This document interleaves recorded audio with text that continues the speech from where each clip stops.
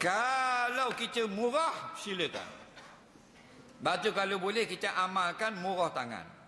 Kita ni kadang-kadang kita kena faham beza antara jimat dengan kedekut lain. Jimat lain, kedekut lain. Ada orang kedekut, dia turun sesatu masjid. Masjid yang sama, imam yang sama, semayang yang sama, jemaah yang sama. Duduk 5 orang semeja, bayar suku.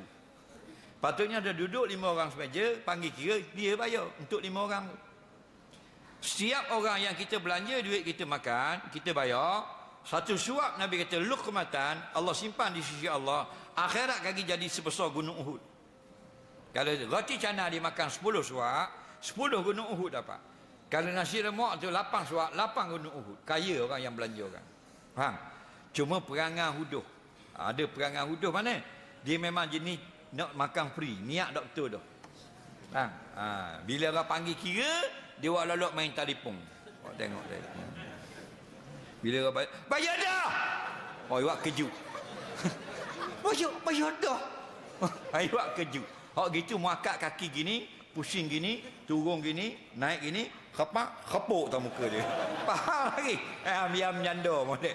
Oh, uduh perangai. Asal bayar awak kejut, asal bayar awak kejut. Faham? Ada tak perangai gitu? Dia duduk semeja, dia nak balik derah, takut kena bayar. Dia pergi gesek kat kaisar. Kira semua. Cik lemak se. Wahudu separuh kan ambil, wahudu separuh. Tipang mula separuh. Lagi. Aduh. Bukan undang lah. Tok D tu. Perangai huduh, kedekut nak mampu. Al-bakhilu ba'idu min Allah. Orang kedekut jauh daripada Allah. Faham lagi?